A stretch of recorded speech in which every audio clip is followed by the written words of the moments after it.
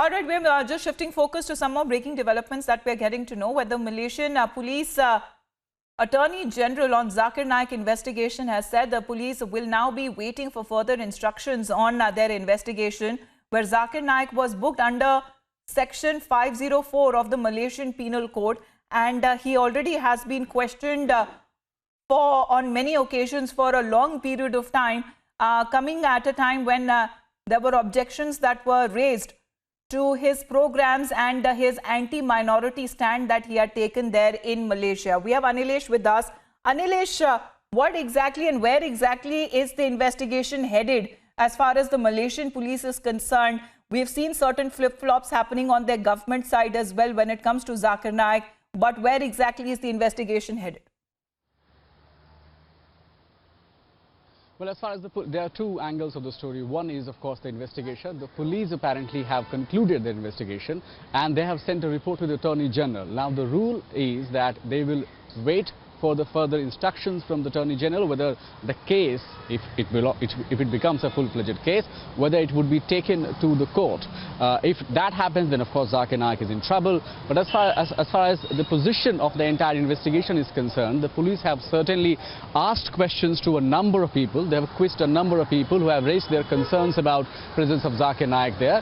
They have booked him under Section 504 of Malaysian Penal Code. They have recorded statements, and for now the first level of investigation is done, where they have recorded everything, handed it over to the Attorney General office, and now they would wait whether Attorney General takes it to the court. As far as the political angle of the story is concerned, yes, you were right in saying that there is a sense of flip-flop there, because there are certain politicians who are supporting Zakir Naik. But let me tell this at this point of time, one thing very, very clear, that majority of the politicians or majority of the ministers in the Prime Minister's cabinet are against Zakir Naik as of now. Whether they would change their hearts in future, we can't say about it, but the general mood in the cabinet is that if you allow Zakir Naik to stay in this country, he may say sorry at this point of time, but in future it may be a trouble.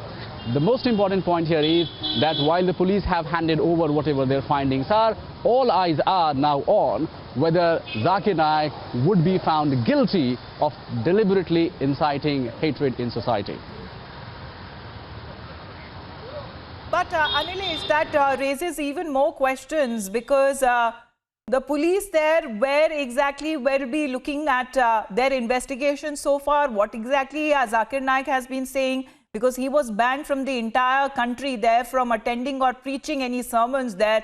He was also banned on social media. But looking at the behavior and the kind of support that he continues to get from the Malaysian government, India may want to think twice literally, because it doesn't really seem that Malaysian authorities are very serious in taking any sort of action against Zakir Naik.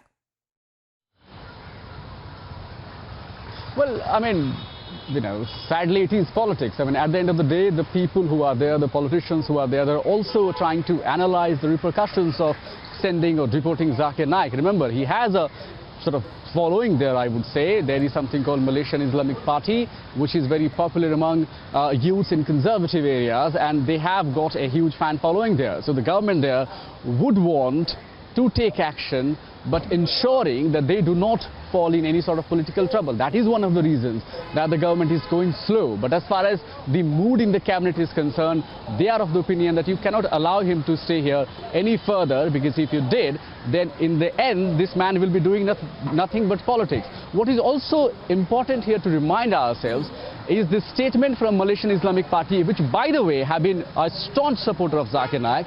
They also very clearly said, in fact, the leader of the party, Hedia Wong, said that Zakir Naik should be preaching as an academic and not as a politician. So you have seen different voices in Malaysia coming forward saying that, well, there has been something wrong. And this is exactly that India should be feeling, in a way, positive about, that for the first time, the international community is at least acknowledging that the cases that have been registered against Zakir Naik in India was not an act of malice. There was nothing triggered by sort of political whims and fancies, but there is some substantial ground to it. That substantial ground has been found in Malaysia once again, and therefore, while the investigation is underway, while there is a sense of retreating as far as the political class is concerned, you would see some sort of action happening soon, because not everybody in Malaysia, at least not the most powerful politicians in Malaysia, are convinced that Zakir Naik is a peace preacher.